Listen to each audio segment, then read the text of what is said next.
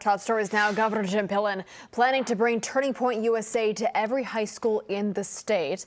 The organization says Pillen plans to announce a partnership to launch clubs in the state. The announcement is set for 3.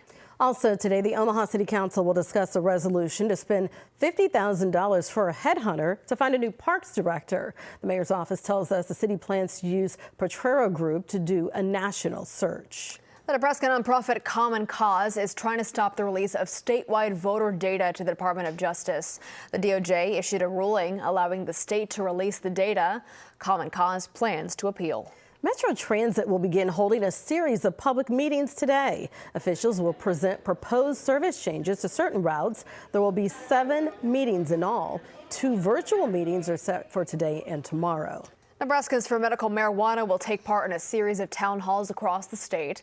They begin in Scottsbluff tomorrow. The last one will be held in Lincoln. That's next Monday. LB 745 passed the first of 3 rounds of voting at the Unicam. The bill drops the requirement that people receiving a GED are at least 18 years old.